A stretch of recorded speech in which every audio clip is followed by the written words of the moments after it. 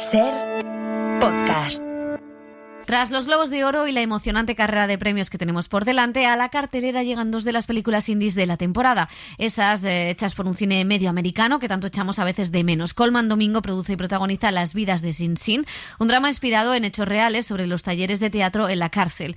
Y por otro lado, Kieran Culkin acompaña a Jesse Eisenberg en A Real Pain, una road movie por la Polonia del Holocausto. Además, el cine español nos trae dos buenas óperas primas, La mitad de Ana, de Marta Nieto, y Desmontando un elefante, de Aitor Echevarría. Y en televisión nos preparamos para el regreso de una de las series más aclamadas de Apple TV, Separación, con Ben Stiller y Adam Scott. ¡Acción!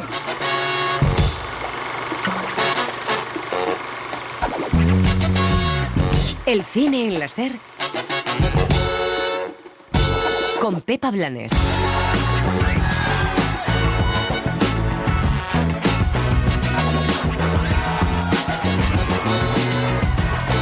Al igual que la Dana paralizó la vida en la Comunidad Valenciana hace unos meses, todo se ha parado en Los Ángeles. En California esta semana unos fuertes y violentos incendios, consecuencia del cambio climático, han arrasado con una gran parte de la ciudad. Lo que empezó en las afueras de esta urbe residencial y gigante ha llegado hasta el epicentro mismo de Hollywood, siendo evacuado el teatro donde se celebrarán los Oscar en plena temporada de premios. Mucha gente ha perdido sus casas, sus mascotas, entre ellos muchos miembros de la industria. El desastre humano, económico y ecológico es brutal y, como era de esperar, pues se ha paralizado la temporada entera. Los Oscars retrasan nominaciones al domingo 19, los Critics' Choice se posponen una semana y las premiers y eventos para alcanzar el voto se han frenado en seco. Es una prueba más de que el cine, el arte, no puede estar alejado de la vida. Cuando se habla de que el cine tiene que evadirnos, es cierto, es una de las funciones y deseamos que así sea, pero el cine refleja nuestra vida y el modo en que vivimos, en que deseamos, en que soñamos y en que tememos. Por eso no se entiende cuando se pide a los artistas y a los creadores que no hablen de la realidad, que se limiten a hacer su trabajo como si su trabajo no fuera pensar en nuestra realidad y tratar de mejorarla. Los discursos contra el cambio climático, contra las consecuencias del cambio climático de muchas estrellas, podrían parecer alguna pose, y seguro que están llenos de contradicciones, como no tenerlas en este mundo capitalista. Pero ahora se demuestra que esos desastres naturales no se producen al azar y que esos discursos tenían sentido. Ojalá se controle pronto el fuego y se recupere lo más rápido posible de lo que ocurrió en Valencia.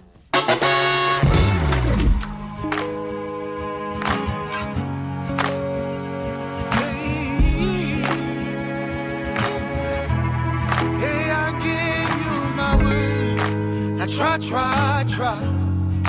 fly like a bird, fly, I'll give you my word.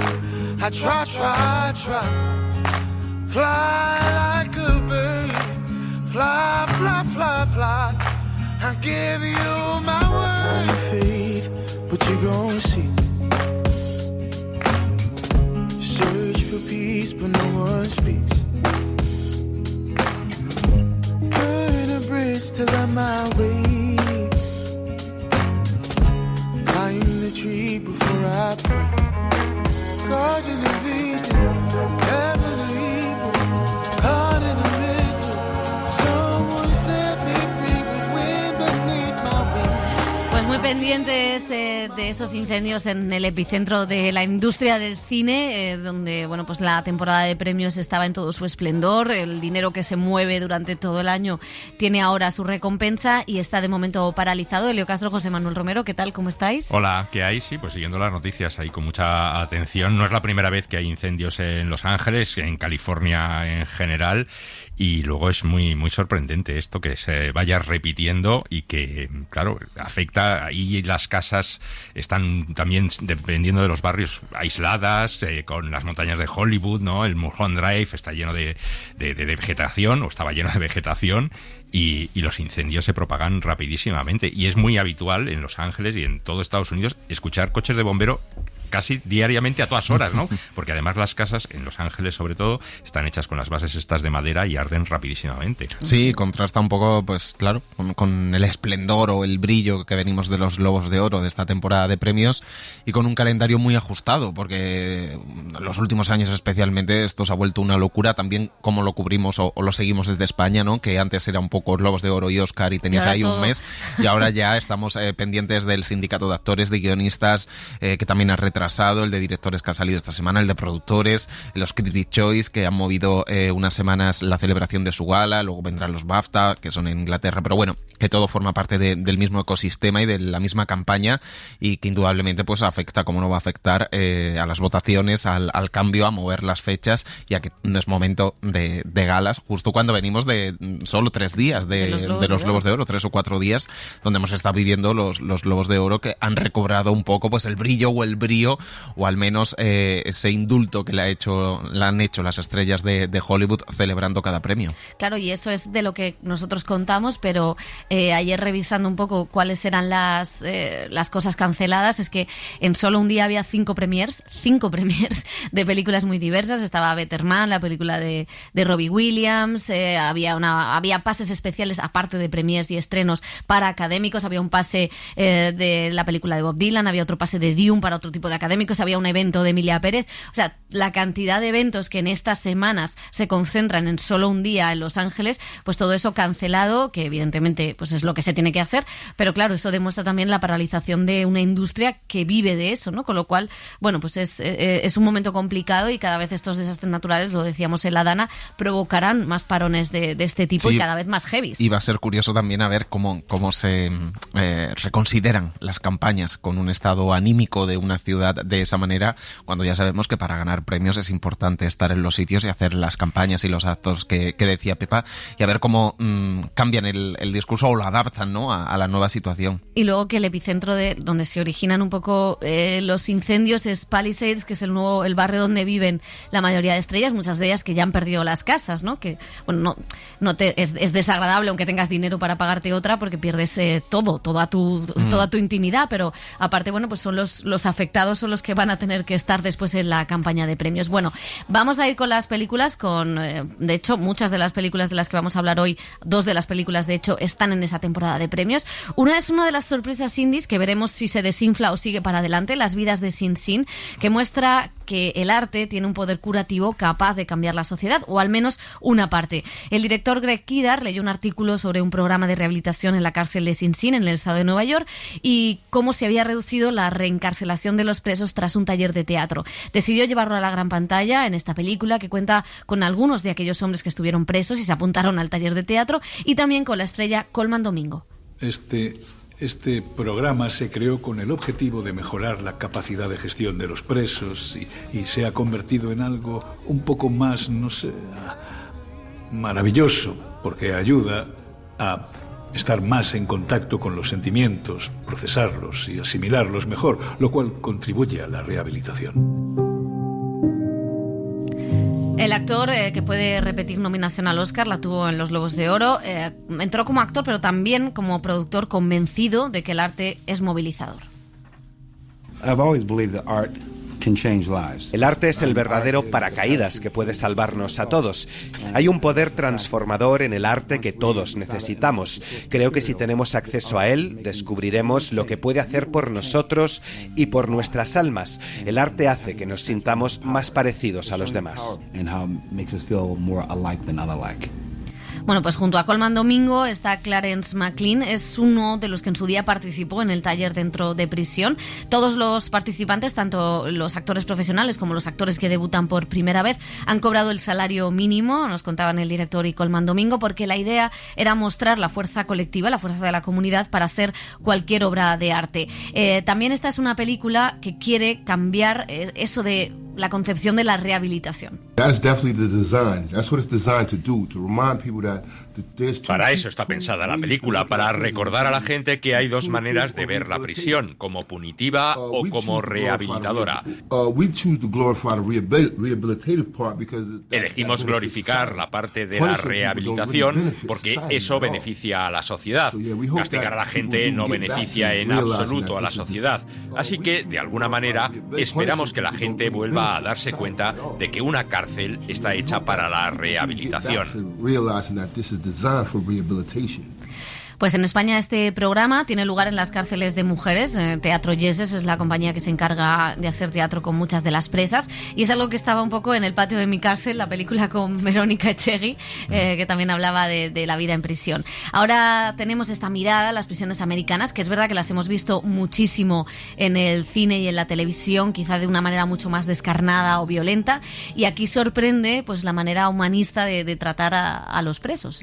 Sí, yo me acuerdo también de otra película, César debe morir, de los hermanos Taviani, sí, que son mafiosos que están en prisión de Roma, y era Julio César de Shakespeare, y también, bueno, ahí se establecía también una especie de paralelo entre la obra, entre el magnicidio a César y también las rencillas y las disputas entre los propios mafiosos. Pero bueno, te hablaban básicamente de lo mismo, ¿no? Como el teatro, el arte, pues tiene este poder de rehabilitación o de encontrarse a uno mismo, de purificación, ¿no? Espiritual o corporal incluso, ¿no? Y entonces sí me parece muy bonito, ¿no? Y interesante lo que plantea en la película, además de esos elementos de colaboración que hay entre los presos, el personaje que hace Colman Domingo, que es un poco el que lleva a cabo, ¿no? El protagonista, pero como hay otro recluso que también hay una especie de competición con él, la figura del profesor, ¿no? Que también aprende un poco de lo que ve a su alrededor y cómo se va adaptando, cómo todos se tienen que adaptar unos a otros, ¿no? Convivir, en definitiva. Y luego también esto, que lo vemos en las cárceles norteamericanas, cómo conviven ahí presuntos culpables con presuntos inocentes o seguros inocentes que han sido víctimas de un fallo judicial, ¿no? O que pueden ser víctimas de un fallo judicial. No, ese micromundo, ¿no? de las prisiones americanas también, y la abundancia de población negra que se ve también en esta película. O sea que yo creo que sí, es una película pequeñita, pero yo creo que sí que va a tener, y a mí Colman Domingo me gusta mucho. Le acabo de ver en la serie de televisión de Netflix La Locura, y también es un personaje, es un actor que en los últimos años está teniendo muchísimo recorrido. Y que tiene una voz espectacular, sí, la verdad. Sí, sí. A mí me gusta una cosa que era en lo que insistía también Colman Domingo. Al final los presos, que son hombres, la mayoría pues racializados, negros o latinos, que están en las prisiones, porque es la población reclusa en Estados Unidos es en su mayor parte así, son tipos que no han tenido la oportunidad de aprender las emociones, ¿no? De enfrentarse a las emociones o de poder expresarlas. Y creo que lo que muestra es como una masculinidad, pues el prototipo del hombre criminal, macho, la violencia, cómo eso puede cambiar también a través de entender las emociones a través del teatro, ¿no? Porque es la manera, ¿no? de sentir lo que pasaban en El sueño de una noche de verano, lo que pasan esos personajes, de ponerte en la piel del otro y también de entenderte a ti mismo, de aquello que has hecho, de qué vida has llevado. Hay una escena muy emotiva en la que el personaje de Colman Domingo dice que hacía ballet, que se metían con él por hacer ballet, que luego dejó el ballet porque estaba en la calle y ya siguió otro camino dentro de un mundo de delincuencia o de sobrevivir, ¿no? Entonces, cómo también mostrar a través del arte y a través de este teatro y a través de dentro de la cárcel las oportunidades o las vidas de cada uno y cómo esas vidas pueden ir cambiando, repensándose a través de una obra de teatro. A mí me parece maravilloso y me parece que al final en este tipo de repartos compartidos podía quedar un poco falso y sin embargo sí consiguen esa naturalidad. Hombre, se nota que Colman Domingo es actor, ¿no? Pero sí, bueno. Sí, pero también se nota que hay un trabajo con los actores no profesionales, o al menos hay lo que has dicho tú, la idea de hacer una película comunitaria donde las historias y las vivencias personales de todo este elenco estén en el centro del relato, ha aportado mucho, porque también muchos de los presos que en su día estuvieron en Sing Sing han aportado cosas al guión, lo cual le ha hecho sentirse más cómodo posiblemente a la hora de explicar cosas, su vida, recitar, o este trasunto no ficcionado de lo que ellos vivieron. Entonces eso ayuda muchísimo a la hora de conjugar actores no profesionales con actores profesionales, o con el carisma que tiene y la potencia que tiene Colman Domingo, que recordemos que es un actor que había hecho bastantes cosas, pero fue sobre todo con un secundario no muy grande, que luego fue creciendo en Euphoria, donde metió el pelotazo, que ahora han vuelto a grabar la tercera temporada o están a punto de hacerlo. Y es muy interesante, siendo un drama indie y de estos que a veces siempre decimos que echamos de menos, como estas pequeñas historias del cine americano que tienen un público adulto pero que están muy bien hechas, sin grandes alardes. Y me gusta también mucho cómo está muy bien focalizada tanto el guión como la puesta en escena de la película en contar las vidas y la salvación o el camino que pueden hacer estos personajes. De hecho, hay como muchos planos muy cerrados, muchos primeros planos donde ves como el desarrollo psicológico, cómo van cambiando a través de su contacto con la palabra, con el arte, con el teatro, como una vía de escape, pero no solo como una vía de escape, sino de entendimiento de uno mismo y de cómo me puedo salvar, o qué me aporta esto, o qué herramientas me da de algo que yo no me conocía de mí mismo. Eso me parece muy interesante, que en algunos momentos, en un espacio cerrado, donde una cámara no tiene muchas posibilidades de hacer muchas virguerías, te olvidas también de que estás en una cárcel, ¿no? Podía ser un taller de teatro y el director hace algo muy inteligente, que es centrarse en ellos y en algún momento mueve la cámara para que veas los torreones de estos están encarcelados, ¿no? Entonces creo que es muy interesante también porque les da esa dimensión a los personajes para tener su entidad cada uno de los del reparto y crecer así. Y otra cosa, no quería apuntar solamente que los propios personajes, fuera del escenario, fuera de esos talleres, fuera de la representación, también en las cárceles, en las celdas, en los pasillos, están representando un papel, porque tienen que hacer pues el duro, el matón, el tal. Y otra cosa que comentabas del personaje que hace Colman Domingo, decía que hacía ballet y que luego tuvo que ir a las calles, y me estaba acordando de Michael Caine, que ha contado que él era pues un chaval que se metía en muchos líos, que formaba parte de pandillas, que formaba parte de pues eso, como de Robert Downey bandas. Jr. Sí, no, pero más macarra, ¿no? En el Londres ahí suburbial, ¿no? Por así decirlo. Y que gracias precisamente a que se introdujo en un taller de teatro, pues ahí empezó su otra vida y se pudo desarrollar como actor.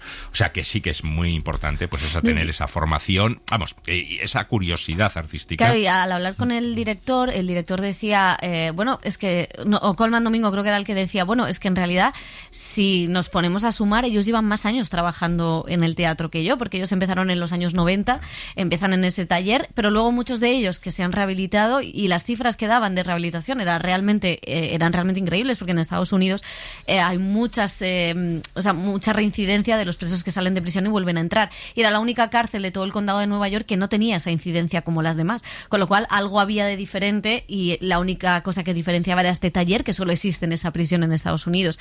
Y sí que hablaba de que, claro, no eran recién llegados que se ponían delante de una cámara. Es verdad que era la primera vez que estaban con una estrella de Hollywood, pero llevaban trabajando en talleres, en el teatro, muchísimo tiempo, con lo cual no eran unos desconocidos o principiantes en esto de la interpretación. Y hay algo muy bonito en la película, que es el casting para la obra de teatro tan metacinematográfico, porque cada uno tiene una idea de sí mismo a la hora de ir a ese casting, el papel que me pega o donde yo me veo representado, y como ese casting también empieza a desmontar los propios prejuicios y la visión que tiene cada uno de ellos. Yo creo que eso es muy bonito a la hora de entrar a la película, esa discusión también en torno al arte y a quiénes somos y quién podemos ser. Bueno, pues vamos a continuar, porque de una historia tan emocional sobre los traumas en torno al crimen y a la violencia, pasamos a otra donde, quizá puede parecer un lugar más privilegiado, pero también tiene sus raíces metidas en conflictos políticos y sociales. Hablamos de A Real Pain, es la película que dirige el actor Jesse Eisenberg, al que vimos en La Red Social, entre otras películas, y cuenta la historia de dos primos americanos que viajan a Polonia tras la muerte de su abuela para conocer el lugar donde nació antes de la Segunda Guerra Mundial. Ambos reviven ese pasado durante un tour sobre el Holocausto. David y yo somos primos. Estábamos muy unidos, como gemelos siameses. La abuela era de aquí y Dave nos apuntó a este tour geriátrico por Polonia con tan buena compañía. Debo advertiros de que este tour es sobre el dolor. Nuestra abuela y Benji estaban súper unidos. Era una tía de puta madre. Yo he estado súper depre, creo, desde que ella murió. El Jesse Eisenberg, actor y también protagonista, junto a Kieran Culkin, ganador del Globo de Oro a Mejor Actor de Reparto por este papel. Con él hemos hablado, ha hablado José Manuel Romero, de este turismo por el trauma, y qué dice de nosotros esta relación con el pasado. The story originally started as a short story that I published in Tablet magazine about 10 years ago. La historia viene originalmente de un relato corto que publiqué en la revista Tablet hace unos 10 años. Trataba sobre dos personajes que vuelan a Mongolia para encontrarse con un viejo amigo y cuando llegan allí se dan cuenta de que su amigo se ha vendido a los intereses corporativos del país y están muy decepcionados.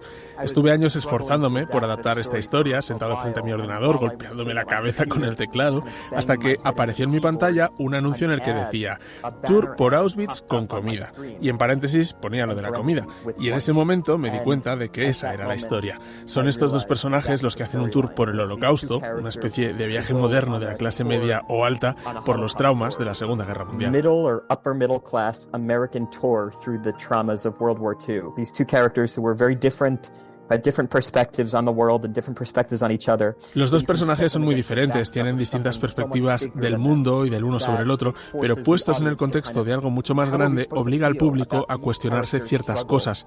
¿Cómo se supone que debemos sentirnos ante la lucha de estos personajes cuando en realidad están explorando algo mucho peor? Pensé que era una gran pregunta y además podía ser una especie de crítica sobre el turismo estadounidense, sobre esos viajes de la clase media por tierras traumáticas. Hay algo intrínsecamente divertido e irónico en un recorrido de estadounidenses de clase media alta que ven un campo de concentración, pero antes de camino toman un elegante desayuno y luego se quedan en un buen hotel después de la visita turística. No sé cuál es la alternativa, pero hay algo irónico en ello.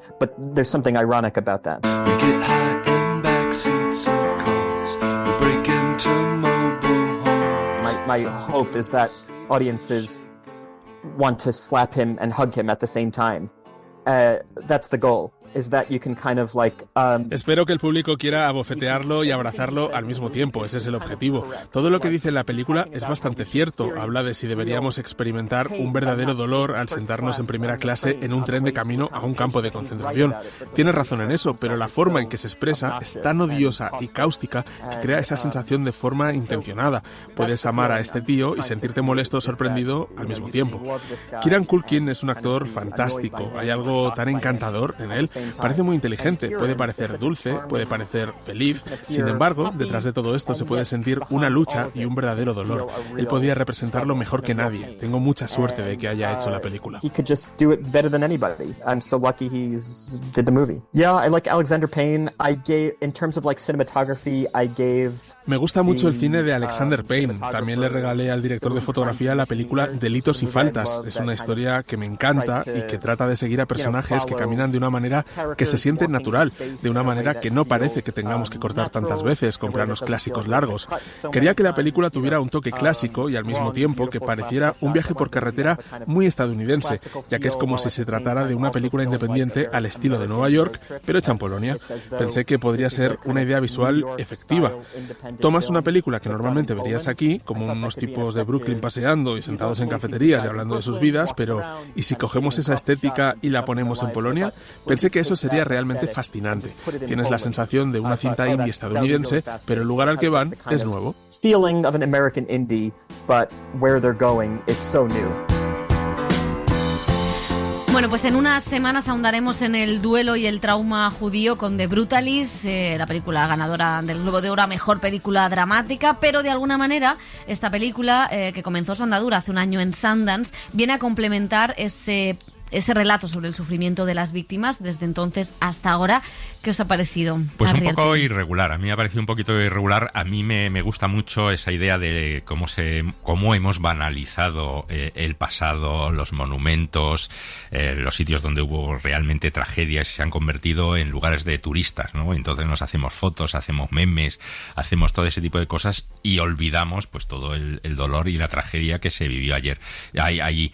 Entonces esa idea ahí me parece que está muy, muy bien lograda. Lo que pasa es que yo creo que la película se va desinflando en algunos momentos. El personaje de Kieran Culkin, que está muy bien, pero me parece demasiado histérico, demasiado Kieran Culkin, ¿quieres decir? Kieran Culkin, probablemente, ¿no?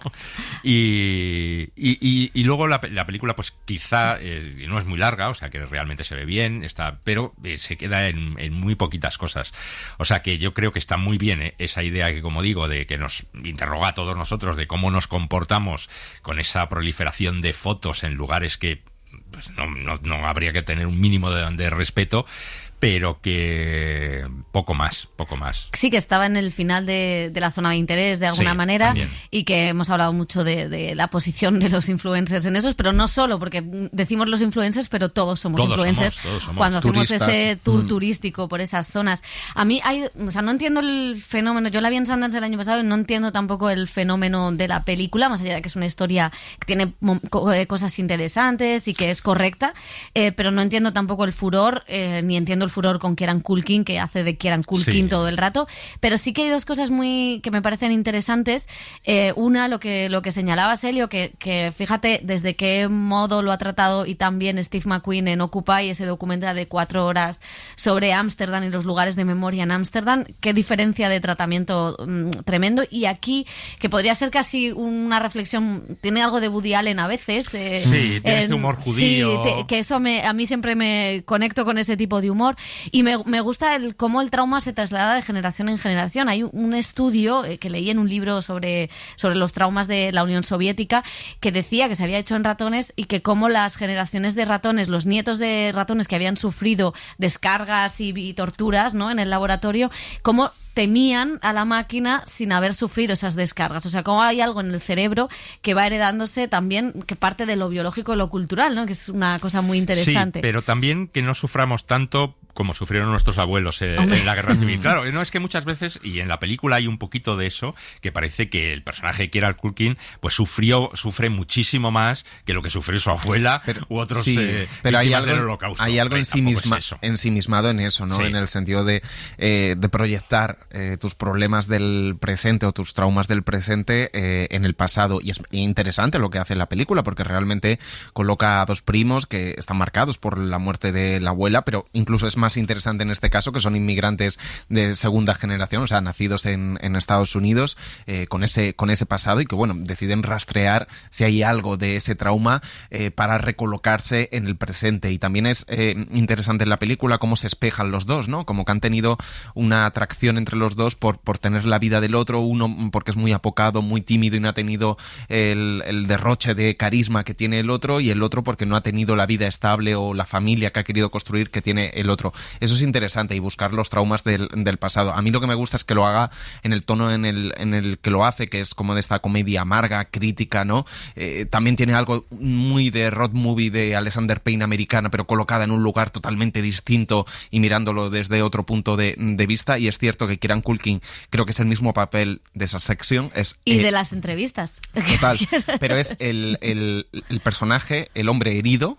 En esa sección era el hijo, ¿no? Herido, con un dolor, y que la forma de exteriorizarlo o canalizarlo es siendo excéntrico, incómodo y generando esas situaciones incómodas. Lo bueno de esta película es que las situaciones incómodas que genera, de alguna manera el espectador está diciendo, es que lleva razón en lo que está diciendo. Lo que pasa es que te produce cierta violencia en la forma en que lo dice y cómo lo dice en esa situación y en ese contexto, ¿no?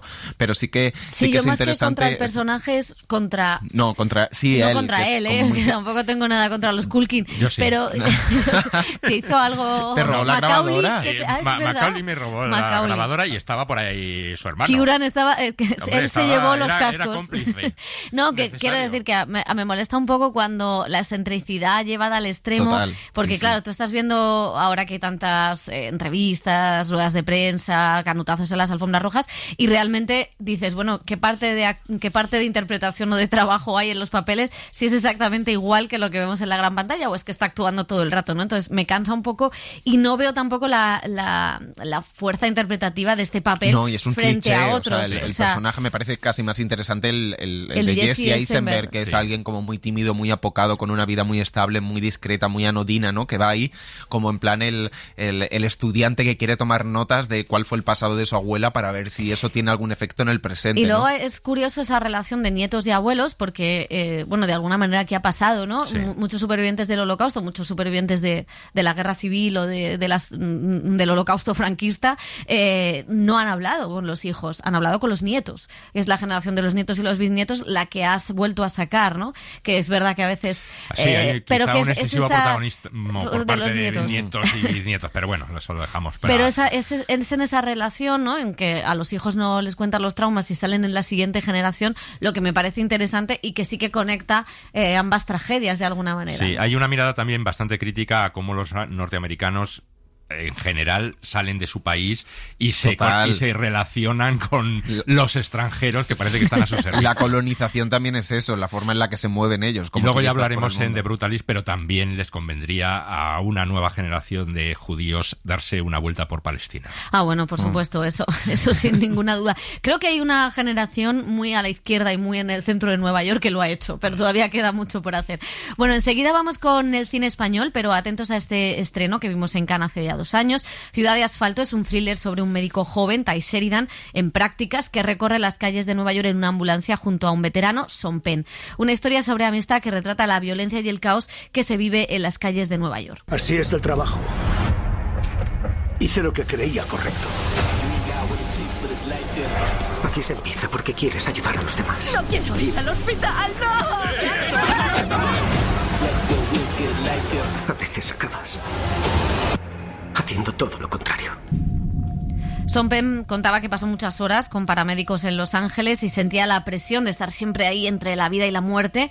También hablaba en Cannes de la importancia de cuidar la salud mental de estos profesionales. The 2 years leading up to making Black Flies, I was 16, 17 hours a day for 2 years, working in partnership with the Los Angeles Fire Department and their paramedics on COVID response, both in testing and vaccination. So there was a lot of exposure. Decía el actor que hay que cuidar y proteger a esos trabajadores que están expuestos a tanto nivel de violencia y de agresión en un país donde, recordemos, apenas hay sanidad pública tal y como la conocemos, en uno de los actores que más comprometidos, yo creo que de todo Hollywood. También quizá demasiado, porque está en todas partes, ¿no? Ahí donde hay un conflicto, Ucrania, Venezuela, México, los cárteles de mexicanos. Él está siempre listo para salvar.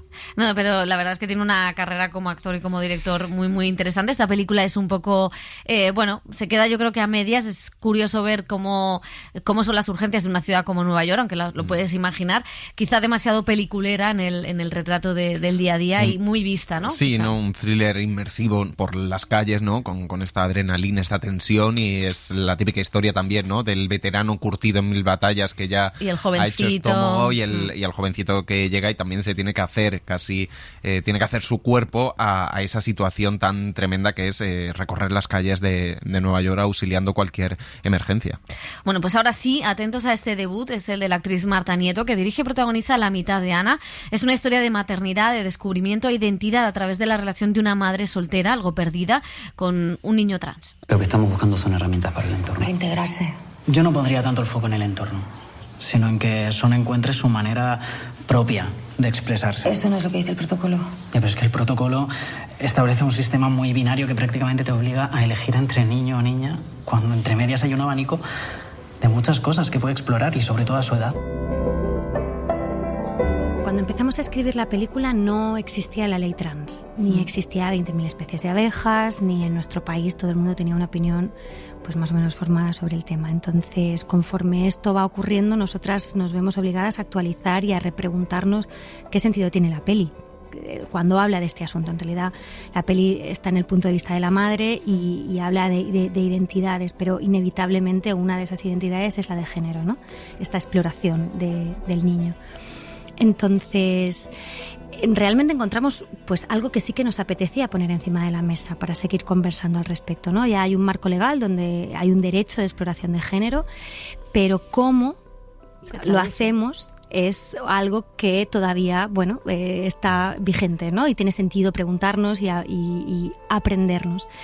Nos apoyamos en un pensador que es Miquel Misé, que es un pensador fantástico sobre lo trans y sobre otras muchas cosas, pero su tesis es un poco la tesis en la que nos apoyamos nosotras, que tiene que ver con estas herramientas que tiene que adoptar la madre, simbólicamente los adultos, el Estado, ¿no? Como sociedad, para generar un espacio sano a estos niños, que tienen que ver con el amor propio, la serenidad, la tranquilidad. Entonces, en la narrativa de la peli, estas herramientas las tiene que aprender la madre primero para poder dárselas a Son. Este año ya tiene de coger el tren, ¿no?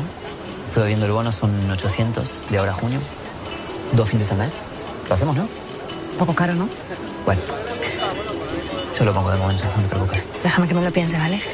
No quiero que vuelva a pasar lo de este año. Desde donde empieza Ana la peli, que es este lugar precario, donde tiene que gestionar la conciliación con un trabajo que no le gusta especialmente y llena de obligaciones y de deberes para encajar en estos roles que tenemos las mujeres que son imposibles de alcanzar. Esa Ana tiene algo de alguna Marta, ¿no? O sea, hay un punto de partida ahí que sí que es común. Para mí la maternidad fue un shock, ¿no? De cosas preciosas y de cosas muy intensas también y muy duras. Entonces, luego todo el proceso de ella, o sea, hay algo de esta cosa de cambiar el punto de vista, que al final es un poco la tesis más abstracta de la peli, pero que forma parte de la estructura fundamental. Que tiene que ver conmigo, ¿no? Yo he cambiado el punto de vista, igual que Ana lo cambia y vuelve a darse cuenta de qué es lo que le hace feliz. Bueno, pues yo, asumiendo otras responsabilidades, como es dirigir, como es escribir, de repente me reconozco pues con otras habilidades que me hacen feliz también. Acompañar a una persona de 7 años pues, también es sostener su incertidumbre, tiene todo por descubrir. En la vida conmigo sí que está bien. No estamos hablando de eso. Tal vez el entorno sí que es importante. ¿A qué viene eso ahora? Tal vez empezar de cero así le ayuda. Oye, ¿por qué cambias de tema? Que no estamos hablando de eso. Bueno, no creo que sea cuestión de empezar. Pregunto. No creo que sea cuestión de empezar de cero. Por lo menos estamos teniendo cierto espacio para poder representarnos a nosotras mismas. Y bueno, hay un sentido, ¿no? Está claro que hay público y que hay espacio para todas y para todos, y es verdad que te tienes que exponer, es verdad que tienes que ser valiente y ocupar un espacio no solo requiere de voluntad, sino también de vulnerabilidad, porque al final, pues esto, ¿no? La gente te va a conocer de una manera más íntima cómo miras y cómo ves y cómo sientes y cómo apuestas por algo, pero creo que no hay otra manera en realidad de conquistar pues igualdades, ¿no? Es atreverse a ocuparlas con los defectos y con las virtudes que eso implica. Y otra ópera prima es Desmontando un elefante, de Aitor Echevarría. Es la historia de una arquitecta de éxito que regresa a casa tras unos meses en un centro de desintoxicación por una adicción. Natalia de Molina y Emma Suárez protagonizan esta historia sobre dinámicas familiares, silencios y adicciones. Yo tengo un familiar que es adicto, que hace años que entró en una clínica de desintoxicación y bueno, a raíz de ahí entré en contacto con todo este mundo. Primero lo explico en un cortometraje, se llama Morir cada día, que hablaba de una escena familiar en el que, digamos, la madre... Todo el mundo veía que había un problema, pero cada uno de la familia se enfrentaba de una manera diferente, y quise desarrollar el cortometraje más allá, y por eso pensé hacer el largo. Los veteranos ya lo sabéis. El elefante, aquello de lo que no queremos o no podemos hablar, seguirá en la habitación e irá engordando hasta que alguien lo diga en voz alta. Oye, hay un elefante en la habitación. No, una manada. Está muy estigmatizado el alcoholismo dentro de la sociedad también. Y es curioso, el otro día estábamos en Proyecto Hombre, donde fuimos a pasar la película, y los propios terapeutas, ¿no? Y las personas que estaban allí ingresadas también nos decían, ¿no? Cómo está mucho peor visto las mujeres alcohólicas que el alcoholismo en los hombres, ¿no? O sea, tú entras en un bar y sí estamos acostumbrados a ver a un hombre sentado en la barra tomándose su copa de coñac a las 9 de la mañana, ¿no? El típico carajillo. Pero si es una mujer, te llama más la atención y la miras de otra manera. Tengo que tomar cada día una de estas, delante tuyo, o de papá. Antabús. Impide que metabolices el alcohol. Lo convierte en veneno. ¿Y si bebes? Si bebes, te pones roja, sudas, vomitas, te asfixias. Joder. Creo que la película trasciende la adicción y al final habla de muchas más cosas. Es como que puedes ir quitando capas y al final te encuentras con el gran elefante que en el fondo es la incomunicación que tienen estas personas. Mamá, te estoy hablando. Eres una mentirosa. ¿Y sabes qué te digo? Que ojalá que se hubiera prendido fuego la casa entera conmigo dentro. ¿Te crees que voy a volver a beber? Es que estás tonta. Déjame en paz de una vez. ¿Cómo se puede celebrar una Nochebuena sin champán? Díselo a tu doctora. Sí, eso es curioso, ¿no? Que hablamos de una peli que el alcohol es importante y no se ve. No se ve porque hablamos de un problema que la familia no quiere ver. Entonces, de una manera me parecía muy visual de mostrar esos problemas que tiene esta familia para ver lo que les pasa, ¿no? Lo justo que me tomaría ahora una cerveza fresquita. O mejor aún, una copa de vino helada. Muy fría. Hay gente que se puede sentir reflejada en el primer momento porque esté pasando por lo mismo o haya pasado por lo mismo, pero es que a lo mejor hay gente que se va a dar cuenta de cosas que no se había dado cuenta hasta que no te lo ponen delante. Y eso es una cosa maravillosa que tiene nuestra profesión, que es mostrar la sociedad tal cual es, con metáforas o desde diferentes géneros, pero es una herramienta muy poderosa, transformadora.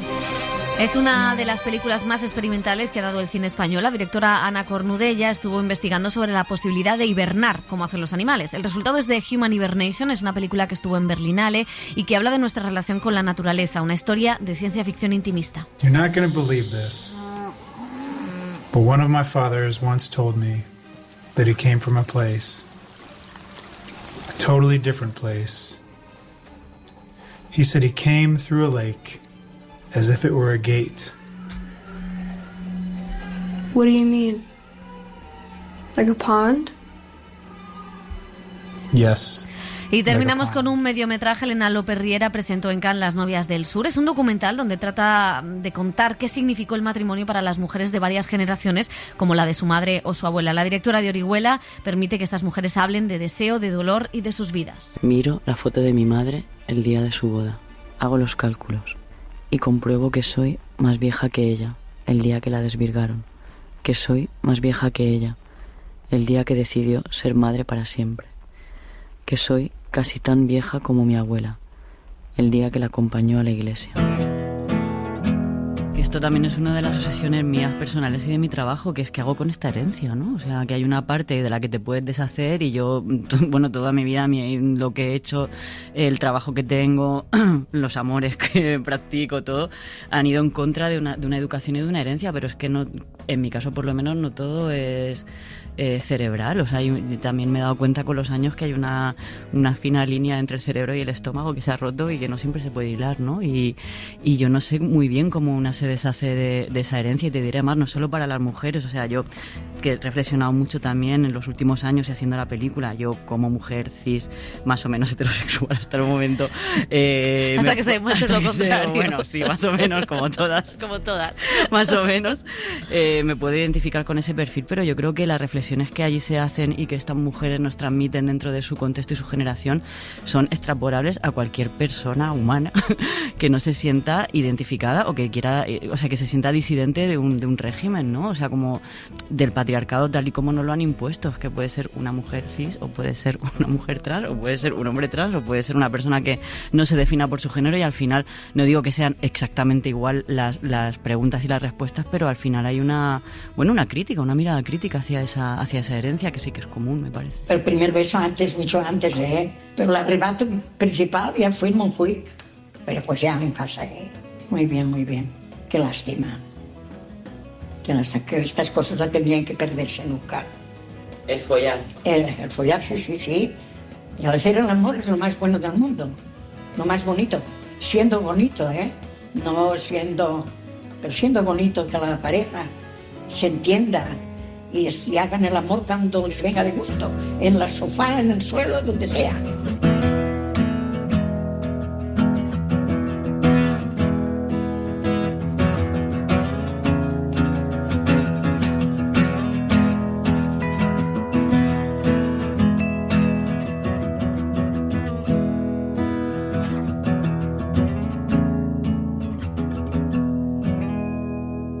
El cine en la SER con Pepa Blanes.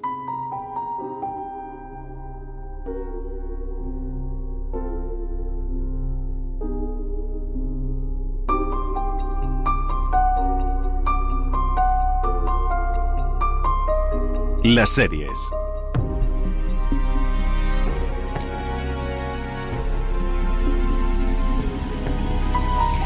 Me encanta Dani Garrán, que escribe: se acabaron las fiestas, volvemos todos al trabajo. Cariño, ¿cuánto tiempo llevamos aquí metidos? Oye, poquito, no sé vosotros, pero yo llevo una semanita solo. De hecho, me alegra que vayamos a hablar de la serie de la que hablamos. Me alegra de que me hables de esto. Porque yo creo que no salgo ni... Creo que solo tengo una dualidad, una vida. Yo es que he vuelto a ver esta serie esta Navidad. Estamos hablando de separación, evidentemente, y yo tengo a veces deseos de desdoblarme. Me gustaría que un Dani se quedara en casa. ¿Y cuál es el bueno? Y el otro... El que plancha. Nunca hay ningún bueno. No, pero nunca podríamos saber cuál es el bueno. Bueno, el gemelo malo, si el de aquí o el de casa. Si quieran o Macaulay, ahora que venimos hablando de los dos hermanos. Bueno, es verdad, vamos a hablar de Separación. Se estrenó hace ya 3 años y el 17 de enero llega la segunda temporada a Apple TV+, este thriller laboral de ciencia ficción dirigido por Ben Stiller, pues que nos sorprendió a todos y que nos gusta mucho, además. Sí, y ha pasado tanto tiempo, 3 años, que quizá viene bien refrescar la premisa, y es que a través de un procedimiento quirúrgico se divide el cerebro de los empleados para crear 2 versiones, una que vive en la oficina y otra fuera de ella. El resultado son 2 versiones de una misma persona con el mismo cuerpo, viviendo como la sustancia, de forma pero independiente. Un poco la sustancia, sí. Pero solo una de ellas, de estas personas, la del exterior, ha tomado voluntariamente la decisión de vivir esa vida con todos los dilemas éticos y morales sobre el trabajo que acompaña. Si quieres beneficiarte de los trabajos forzados de los demás, ¿has dicho trabajos forzados?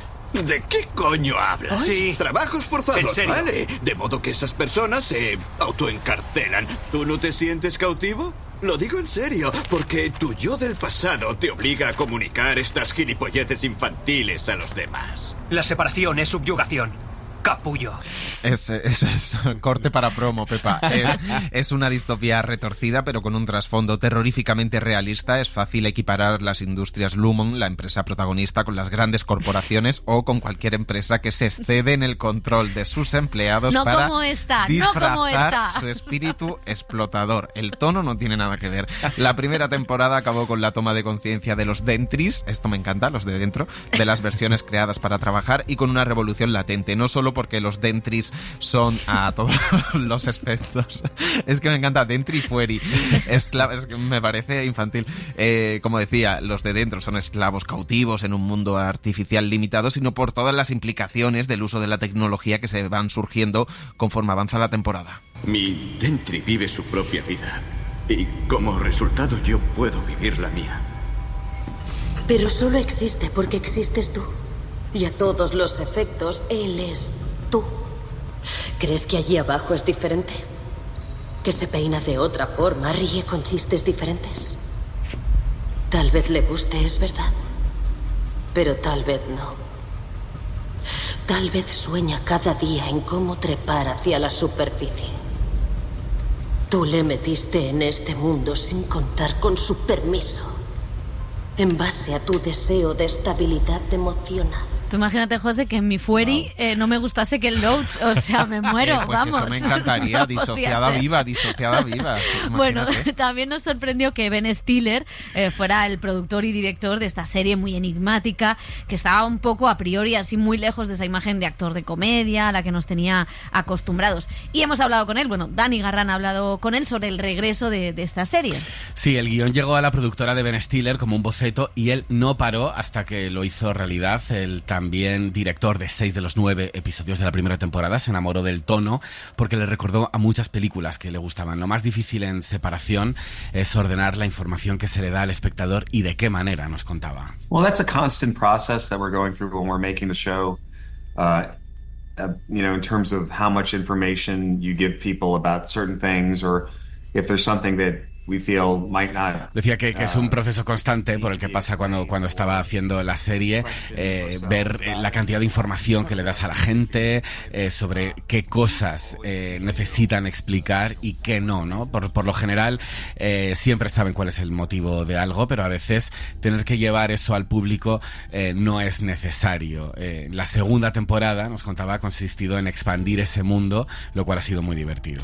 Una de las grandes bazas de la serie es el diseño de de producción. Todo en la oficina de Lumon es retro, con una atmósfera de la estética empresarial de los años 50 y colores pastel de los 60, pasillos blancos laberínticos y ordenadores con la forma ovalada de los primeros Macs. La composición de planos de separación sigue un esquema distante y calculador que busca pues la simetría y la deshumanización, y también tiene, como escuchamos, una banda sonora inquietante, todo pensado para captar el tono tan personal que tiene, como nos contaba el también productor. That's a good question. I think it's a constantly evolving process. For me, at least, in terms of making the show, the first season, I think we had ideas about how it would feel and how it would look, and musically I think it was really. Y nos contaba algo interesante, que decía que en la primera temporada tenían muchas ideas, ¿no?, de la puesta en escena, y musicalmente era muy importante tener una partitura que sintiéramos que evocara este mundo, y de hecho la crearon antes de empezar a rodar, lo que les permitió que pudieran reproducirla en el set cuando estaban rodando. Y luego dice que en la última parte, y la más importante siempre, son los actores. Cuando los actores empezaron a hacer las escenas fue cuando realmente cobró vida todo este universo. En esta segunda temporada veremos qué pasa con los personajes que iniciaron esa rebelión, capitaneados por Adam Scott, en la que también participa John Turturro. Enfrente, una enigmática jefa de planta interpretada por Patricia Arquette, a la que veremos también en los nuevos capítulos. También hablamos con el protagonista, con Adam Scott, sobre el contexto en el que llegó Separación y cómo la sentimos tan cercana. You know, there's things that we never could have anticipated, like the re-examination of everyone's relationship. Decía el actor que hay cosas que nunca podíamos haber previsto, como ese reexamen de la relación de todos con el trabajo, con el equilibrio de la vida laboral y personal que se produjo después de la pandemia. La serie se estrenó en la primavera de 2022 y eso todavía estaba en la mente de todos. Todos estábamos lidiando con esto en nuestra vida diaria. Así que resonó mucho más mientras pensábamos en todo esto. Al mismo tiempo, mientras la hacíamos, estábamos todos aislados del mundo, nos contaba el actor. Esa primera temporada se rodó en medio de la pandemia y eso también alimentó un poco los sentimientos de aislamiento, ¿no?, de todo el mundo. La verdad es que Dani y yo vivíamos juntos durante la pandemia y éramos un poco separación, fuimos un poco Severance de Pepa, solo conectados por el trabajo. Mis dentris y mis fueris. Es que estaba pensando en esto. Llama la atención que en los últimos meses hemos puesto el foco en el trabajo, con esa reducción de jornada laboral pactada por el gobierno y los sindicatos, pero a la espera del ala socialista del gobierno. Es un tema candente que Separación trata desde la ciencia ficción, pero a la vez un reflejo muy realista de la sociedad y de cómo nos enfrentamos a nuestro trabajo. Así hablaba Ben Stiller de esa conexión con la realidad. Yeah, I mean, I think it all feeds in, you know, our experiences of what we've been going through in our lives and in the world the last few years. You know, I think that informs everything that is in the show on some level, but you know, really we were looking. Y decía, como el protagonista, que todo pues se nutre y está conectado, ¿no?, con lo que está pasando en nuestras vidas y en el mundo en los últimos años. Estamos viviendo historias que empezamos en la primera temporada y los personajes pues tratan de continuar. Lo vamos a ver en esta segunda, con ese viaje emocional y el viaje de los personajes, especialmente del protagonista, de Mar, en términos de lo que está intentando averiguar de su vida y cómo la gente respondió a la serie, sobre todo por su situación laboral, ¿no?, y cómo se veía espejada de alguna manera en ese sentido. Y creo que Lumen, la empresa, lo que representa la corporación y la ideología y la religión del lugar de trabajo, es algo que creo que está relacionado con el mundo en el que estamos y no somos capaces de desmontarlo. Eso digo yo, pero no lo dice Ben Stiller. Lo vamos a hacer.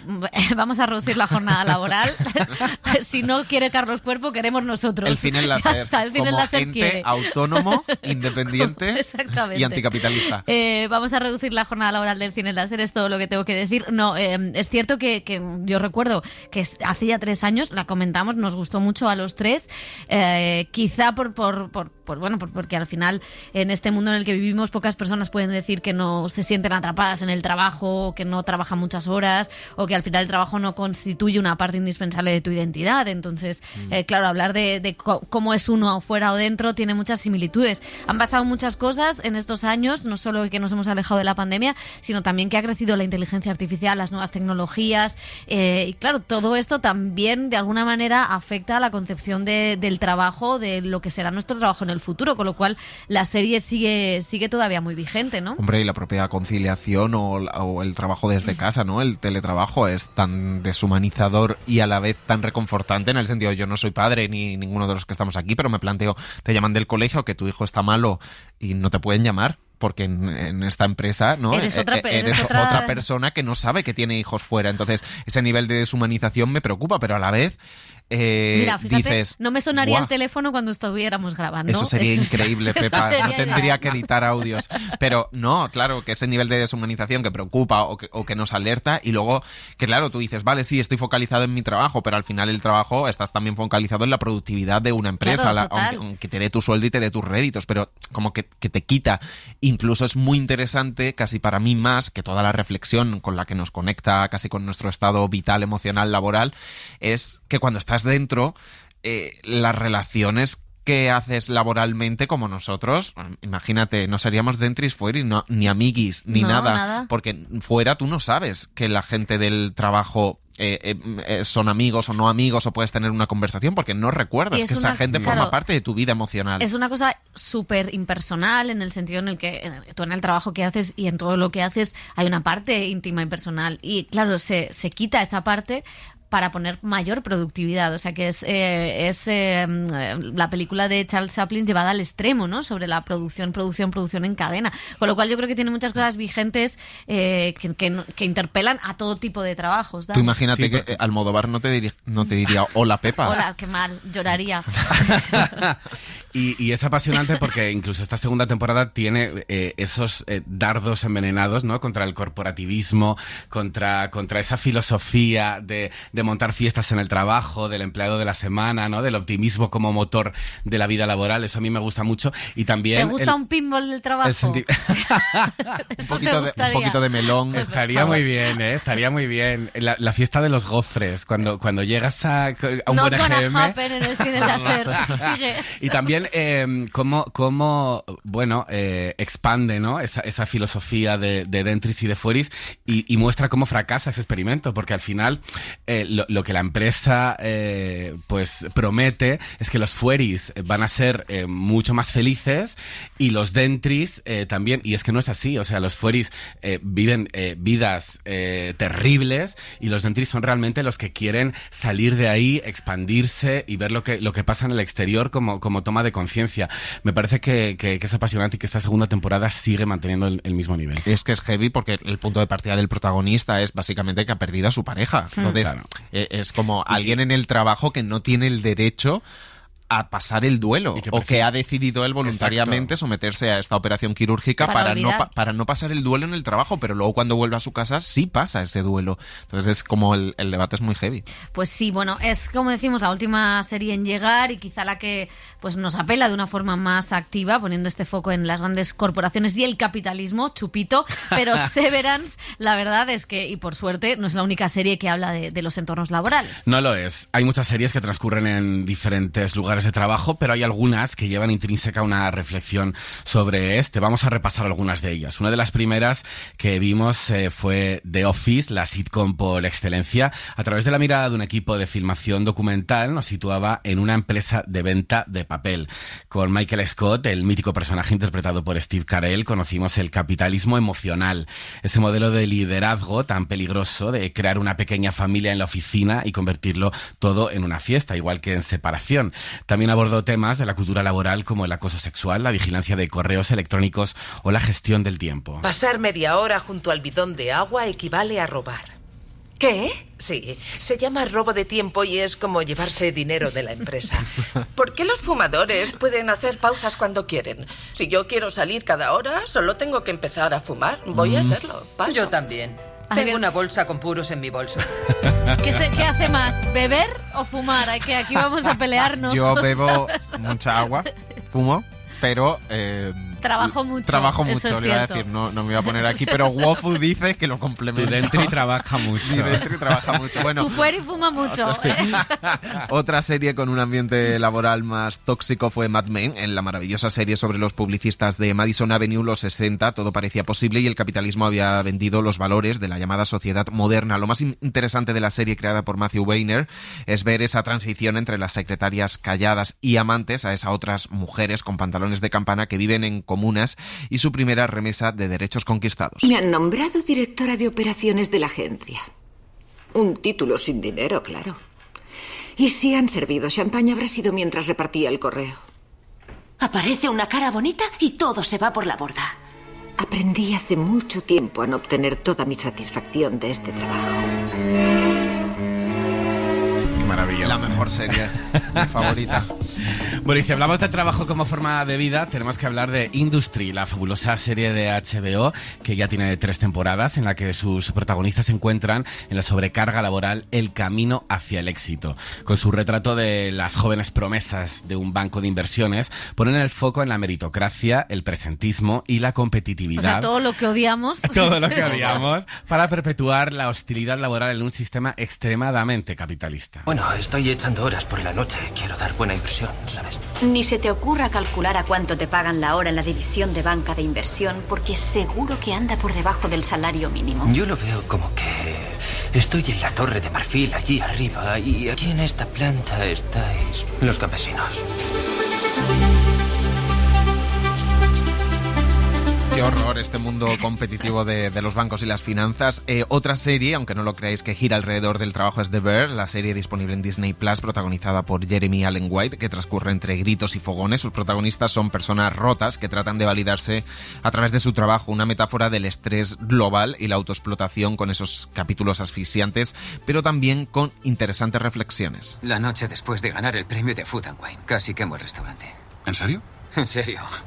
Son cosas que pasan. De pronto te tomas un minuto, estás mirando el fuego y piensas, si no hago nada, se quemará el restaurante y mi ansiedad desaparecerá con él. La verdad es que las series y las películas sobre los restaurantes, que son entornos muy cerrados, donde todo tiene que salir rápido, donde hay mucha tensión, donde la mayoría de las veces hay precariedad laboral, muchísima precariedad laboral, hay becarios que trabajan como no cobran. Ilegalidades por todos lados. Totalmente, o sea que creo que es una serie que efectivamente lo que muestra, aparte de la cocina o el duelo del personaje, es el síndrome del trabajador quemado, cuando no puedes más con tu trabajo, que es un trabajo que te apasionaba y ya no te gusta y que tiene que ver con el éxito, que tiene que ver con la ansiedad, con la salud mental. O sea que yo creo que es una serie muy interesante en esto, aunque no ganara. Al final la clave la va a tener el caradura de John Hamm en Mad Men, que todos necesitamos un retiro espiritual e irnos un tiempecito al retiro de White Lotus. Podríamos irnos hacia allí, estaría bien. Y el desempleo entre las personas de edad avanzada y la precariedad de la clase media es el centro de otra serie de Recursos Inhumanos, una adaptación de la novela de Pierre Lemaitre, protagonizada por Eric Cantona, que se puede ver en Netflix. Una historia de un hombre que ha perdido toda esperanza en encontrar trabajo, que muestra el lado más salvaje del sistema neoliberal y las pocas oportunidades laborales para quienes quedan fuera del sistema. 25 años como director de Recursos Humanos y ahora era un nuevo pobre. Cuando me despidieron pasé de la incredulidad a la duda y a la culpabilidad, obviamente. Después de 6 años en el paro, condenado a trabajillos miserables y la humillación permanente, con la amenaza de tener que vender el apartamento acabé sintiendo cólera. Me daban ganas de hacerme terrorista y eso no presagiaba nada bueno. Eric Cantona, que casi lo digo, dando en el clavo, que por cierto protagonizó una peli con Ken Loach, volviendo a cerrar el círculo. Hacía tiempo que no hacíamos una sección con tantos chupitos. Capitalismo, mucho capitalismo. Ken Loach, Eric Cantona, todo el mundo de Pepa. ¿Sabes? Reducción de jornada. Está dentro. Reducción de jornada ya. Y en esa reducción de jornada, yo prometo la próxima sección que hagamos así, que sea sobre ricos. Cuando se estrene White Lotus. Muy bien, vale. O sea, odiando. Esta es de trabajar y la otra es de no trabajar. Nos pilla más lejos, pero con odio de clase, odio de clase. Pues lo dejamos aquí y volvemos la semana que viene. Adiós.